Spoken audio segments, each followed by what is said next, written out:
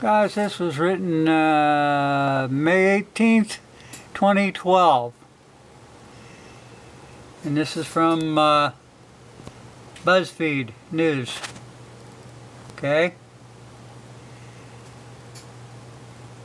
Propaganda that was supposed to be to target foreigners can now be aimed at Americans, reversing a long-standing policy.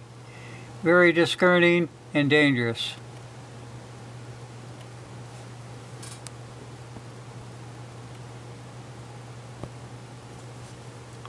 Zoom this just a little bit. An amendment that would legalize the use of propaganda on American audience is being inserted into the latest defense authorization bill. The amendment would strike down the current ban on domestic dissemination of propaganda material produced by the State Department and the Independent Broadcasting Board of Governors, according to the summary of the law. The tweak to the bill would essentially neutralize two previous acts, the Smith-Mund Act of 1948 and the Foreign Relations Authorization Act of 1987.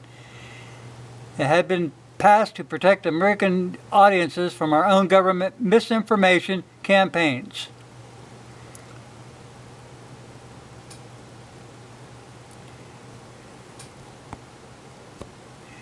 The bipartisan amendment is sponsored by Representative Mac Thornberry from Texas and Representative Adam Smith from Washington State. In a little notice press release earlier the week, buried beneath all the other high-profile issues in the $642 billion defense bill, included indefinite detention and prohibition on gay marriage at military installations. Thornberry warned that the internet age, the current law ties the hands of American diplomatic officials, military, and others by inhibiting our ability to effectively communicate in a credible way. The bill's supporters say information material used overseas to influence foreign audiences is too good not to use at home, and that new techniques are needed to help fight Al-Qaeda, a borderless enemy whose own propaganda reaches Americans online. Critics of the bill say there are ways to keep Americans safe without turning the massive information operation apparatus within the federal government against the American citizens. Clearly, there are ways to modernize the information age without wiping out the distinction between domestic and foreign audiences, says Michael Shank, Vice President of the Institute for Economics and Peace in Washington, D.C., that Representatives Adam Smith and Mike Thornberry want to roll back protections put in place by previously serving senators who, in their wisdom, ensured limits to taxpayer-funded propaganda is disconcerting and dangerous.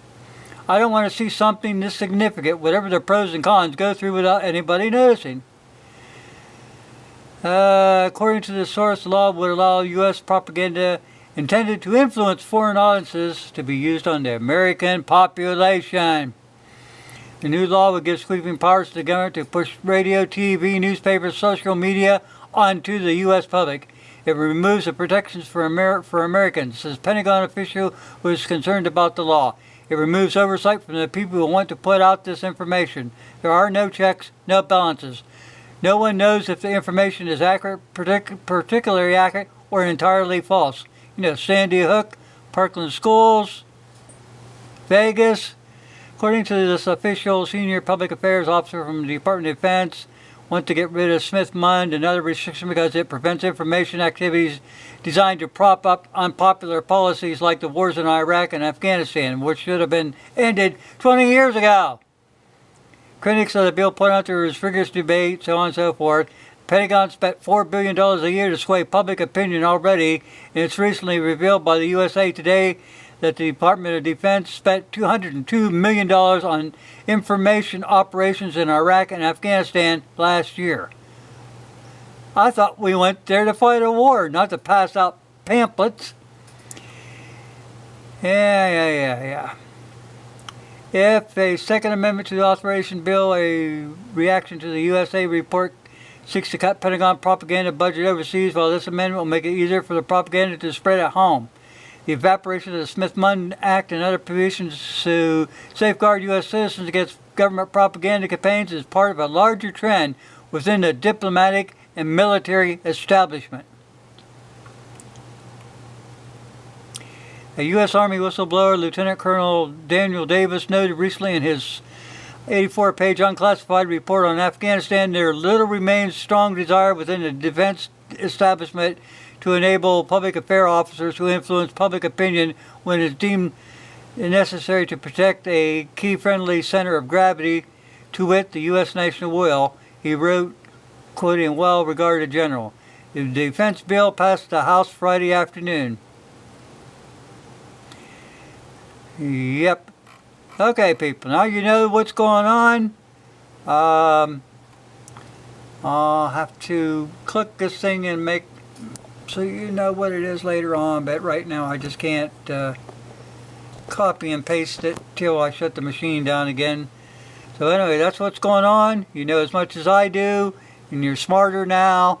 And by the way, this isn't propaganda I'm sending you. This is what's on the news. Thank you for watching.